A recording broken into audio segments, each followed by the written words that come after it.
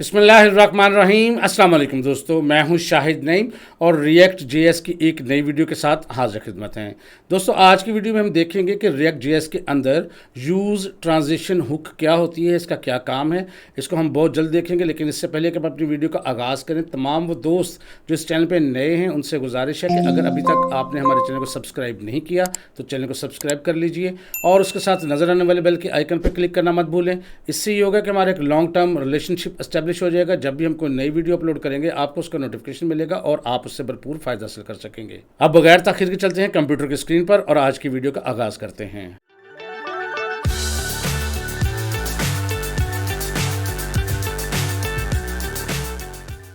अब हम देखेंगे कि रिएक्ट जेएस के अंदर यूज ट्रांजिशन हुक होती क्या है। इसको देखते हैं जी।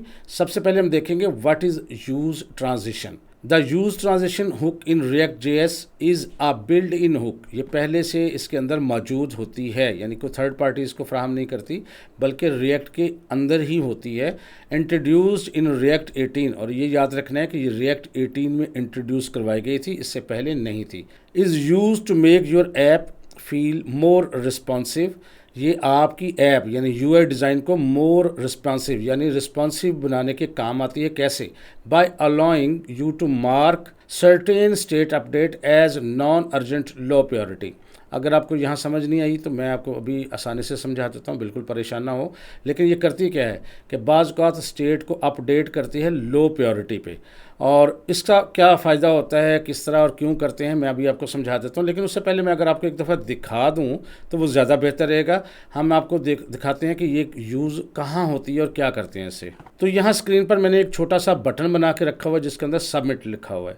नॉर्मली जब हम प्रैक्टिकल लाइफ में सबमिट के बटन पर क्लिक करते हैं तो बाज़ औक़ात हम एपीआई से मुंसलिक हो जाते हैं, बैक एंड पर मुंसलिक हो जाते हैं, डाटा फैच करते हैं, और बाज़ औक़ात ये होता है कि डाटा लाने में काफ़ी टाइम लग जाता है, या एपीआई के रिस्पॉन्ड में काफ़ी टाइम लग जाता है, या डाटा फ़िल्टर करते हैं, सर्च करते हैं तो काफ़ी टाइम लगता है।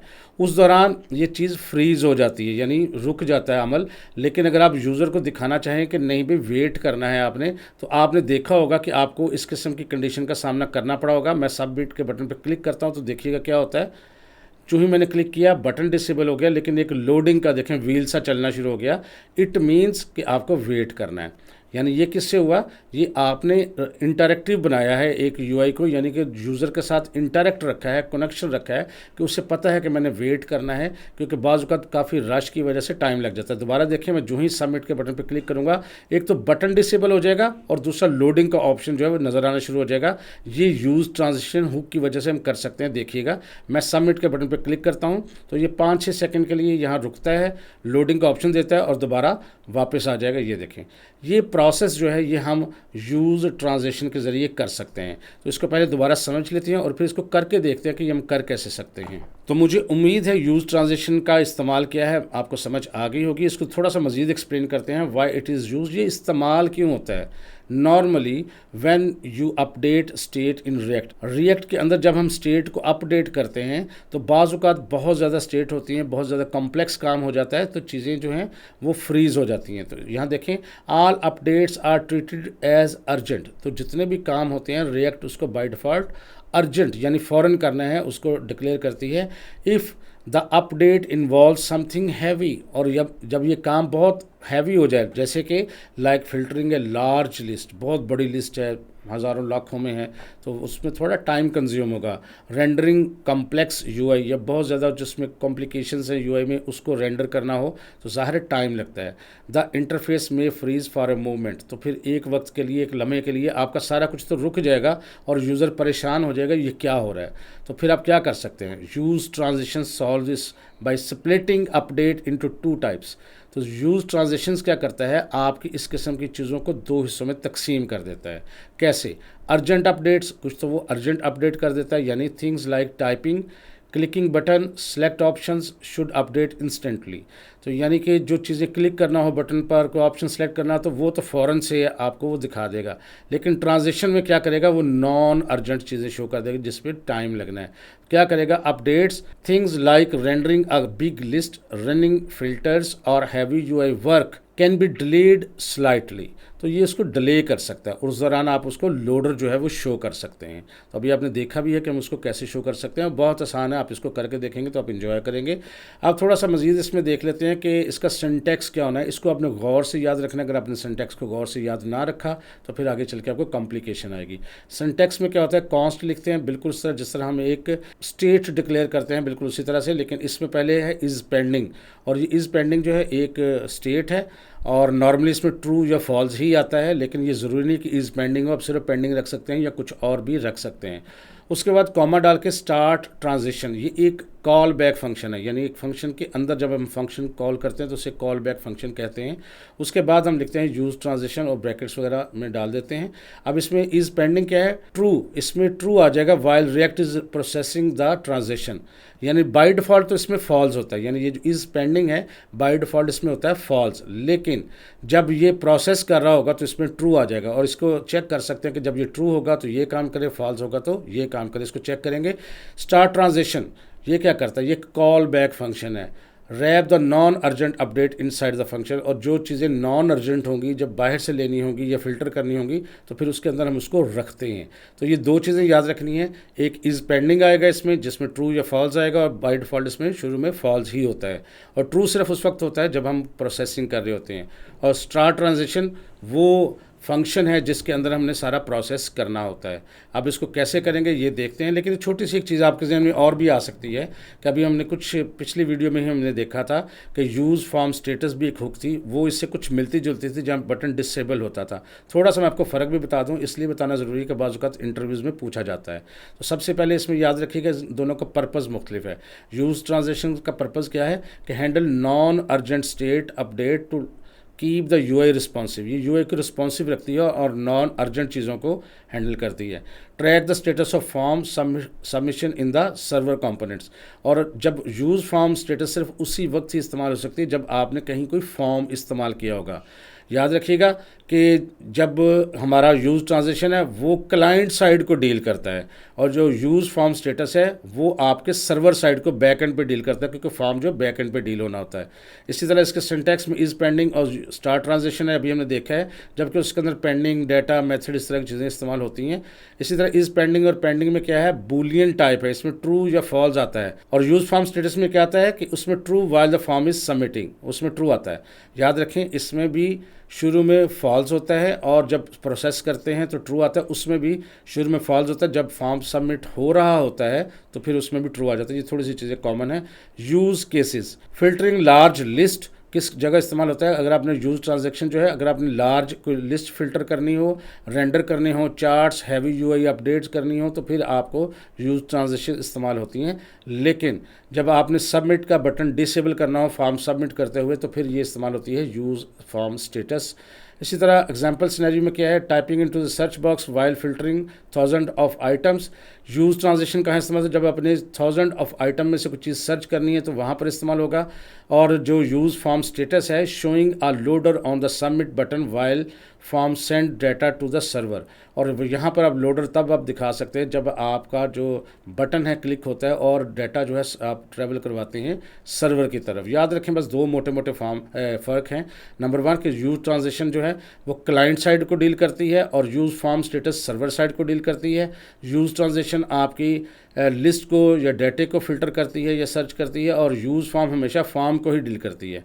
और इसके अलावा बस आखिरी फ़र्क यह है, इंट्रोड्यूस्ड इन रिएक्ट 18, यानी ये जो यूज़ ट्रांजेक्शन है रिएक्ट 18 में मुतारफ़ करवाई गई थी, लेकिन यूज़ फॉर्म स्टेटस उसके भी बाद 18 के बाद कुछ वर्जन आए थे उसमें इसको मुतारफ़ करवाया गया था। तो ये जल्दी से मैंने आपको फ़र्क बताया, आप चाहे बाद में इसको वीडियो को रोक के आप लिख लें, ये उन लोगों के लिए ज़रूरी है जिन्होंने इंटरव्यूज़ देने होते हैं।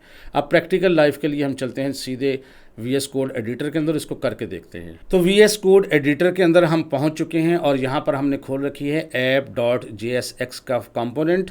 अब हम इसको अगर कंपोनेंट का रिज़ल्ट देखें तो यहाँ पर सिर्फ एक हेडिंग नज़र आएगी। इसका मतलब यह है कि इस कंपोनेंट में अभी मज़ीद कुछ नहीं, सिर्फ एक हेडिंग डिस्प्ले करवाई है।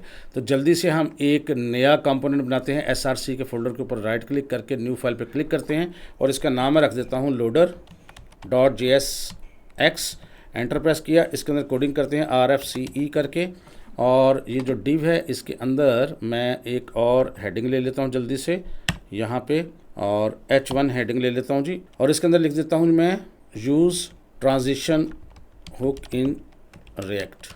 ये मैंने लिखा, सेव किया। अब हम जल्दी से app.jsx के अंदर इसको लोड कर लेते हैं और लेस देन साइन, और हम लोडर लिखेंगे और ये उसके बाद इसको क्लोज़ कर देंगे तो ये कॉल हो गई। अब रिज़ल्ट देखते हैं तो ये देखिए हमारे पास हेडिंग भी नज़र आ रही है, इसका मतलब हमारा कंपोनेंट दुरुस्त तरीके से काम कर रहा है। अब जल्दी से अपने कंपोनेंट के अंदर कुछ कोडिंग करते हैं। सबसे पहले तो हम एक बटन बनाते हैं, तो यहाँ बटन बनाता हूँ जी मैं, और इसके अंदर लिख देता हूँ सबमिट।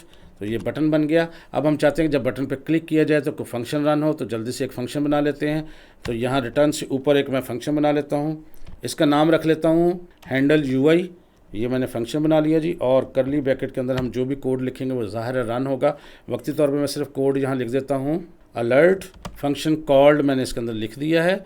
और यहाँ पर बटन के साथ इसको मुंसलिक करने के लिए हम लिखते हैं ऑन क्लिक, और यहाँ इसका नाम लिख देंगे हैंडल यूआई। ये लें जी, इसका मतलब है जब हम इस पर क्लिक करेंगे हैंडल यूआई फंक्शन रन होगा। चेक कर लेते हैं एक दफ़ा। ये देखें बटन आ चुका है। जब बटन पे हम क्लिक करें तो यहाँ देखें आपके पास एक विंडो आ गई जिसमें फंक्शन कॉल्ड का ऑप्शन है।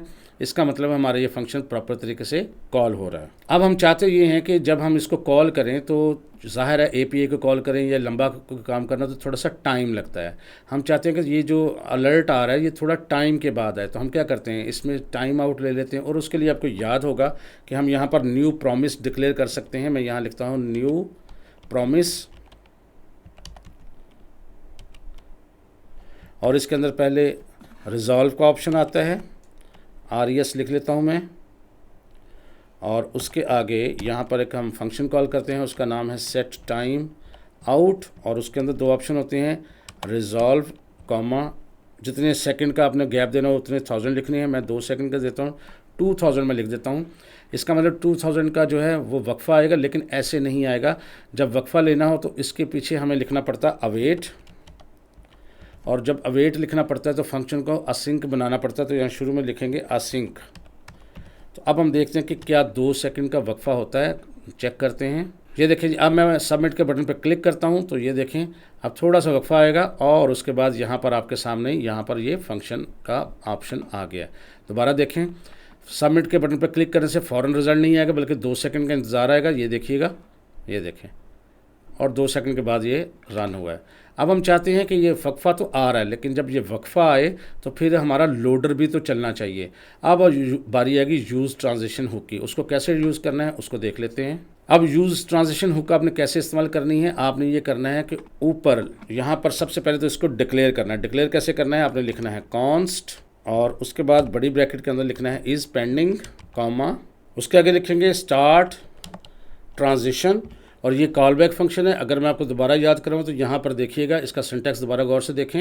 ये देखें सिंटैक्स में क्या होता है, इज़ पेंडिंग, पहले एक यहाँ पर आपके पास समझ लें स्टेट है जिसके अंदर ट्रू या फॉल्स आएगी बुलियन टाइप की, और उसके आगे स्टार्ट ट्रांजिशन होगा जिसके अंदर एक फंक्शन है जिसको हम कॉल करेंगे। जो चीज़ें इसके अंदर लिखेंगे वही रन होंगी। तो यहाँ यूज़ ट्रांजिशन लिखा, उसके बाद इक्वल साइन डाल के यहाँ मैं लिखता हूँ यूज़ ट्रांजिशन, और यहाँ ब्रैकेट के अंदर मैं यहाँ पर खाली छोड़ देता हूँ। याद रखें जब यूज़ ट्रांजिशन लिखा है तो ऊपर देखें खुद ब खुद ही उसने उसको कॉल कर लिया है, स्टार्ट ट्रांजिशन को भी और यूज़ ट्रांजिशन को भी कॉल कर लिया इंपोर्ट की सूरत में। वो देखें सबसे ऊपर वाली लाइन के अंदर अगर आप देखें। अब हमने क्या करना है, जो भी काम करना है हमने स्टार्ट ट्रांजिशन के अंदर करना है। अब उसके लिए क्या करूँगा, ये जो अवेट वाला काम है ये हम इसके अंदर करेंगे। ये अलर्ट को अब हम एक दफ़ा छोड़ देते हैं, इसकी ज़रूरत नहीं है। अब यहाँ पर मैं लिखता हूँ स्टार्ट ट्रांजिशन, और इसको फंक्शन इसके अंदर हम एक एरो फंक्शन बनाएंगे इस तरह से, और करली ब्रैकेट के अंदर हम इसको कोडिंग करेंगे, यानी जो भी लिखना है हम इसके अंदर लिखना है। अब ये जो अवेट वाली चीज़ है इसको यहाँ से हम काट के कंट्रोल X के साथ हम इसके अंदर डाल देते हैं, इसके अंदर, यानी जो भी काम करना है जो वेट करना है वो इसके अंदर होगा। अब लेकिन यहाँ पर याद रखें अवेट फंक्शन जो है वो हमेशा असिंक के साथ करता है। अब असिंक जो है ऊपर वाले फंक्शन में नहीं होना चाहिए बल्कि ये जो स्टार्ट ट्रांजिशन है इसके अंदर होना चाहिए। लिहाजा ये जो ऊपर असिंक लिखा था इसको मैं यहाँ से काट देता हूँ, और इसको यहाँ जो एरो फंक्शन हमने बनाया इसके अंदर मैं यहाँ पर पेस्ट कर देता हूँ। अब इसको एक दफ़ा देखते हैं कि क्या हमारा ये फंक्शन काम करता है, लेकिन अभी कुछ होगा नहीं ज़ाहिर है। लेकिन हम ये चाहते हैं कि जब, याद रखिएगा कि हम चाहते हैं कि जब ये इज़ पेंडिंग में बाय डिफ़ॉल्ट फॉल्स होता है, और जब ये चीज़ चले तो हमारा जो बटन है क्लिक वाला वो डिसेबल हो जाए। तो हम बटन के आगे लिखते हैं यहाँ पर, यहाँ स्पेस देके डिसेबल्ड, और इक्वल साइन डाल के करली ब्रैकेट के अंदर लिख देते हैं इज़ पेंडिंग। यानी अब इसके अंदर अगर फॉल्स होगा तो ये बटन जो है आपका दुरुस्त नज़र आएगा, अदरवाइज़ ये डिसेबल्ड नज़र आएगा। अब चेक करते हैं इसको सेव करके। तो यहाँ रिजल्ट में हमें खाली नज़र आ रहा है, इसका मतलब हमें हमारी कुछ गलती है। फाइंड करते हैं गलती क्या है। हमारी गलती ये है कि जब हमने यहाँ पर ऊपर देखें यूज़ ट्रांजिशन को यूज़ किया था तो कॉन्स्ट के स्पेलिंग गलत हो गए थे। तो यहाँ पर लिखते हैं CONST। यहाँ पर देखें हमने स्पेलिंग दुरुस्त किए और ये साथ साथ इंडिकेट भी कर रहा होता है, मैंने गौर नहीं किया। अब हम देखते हैं रिज़ल्ट।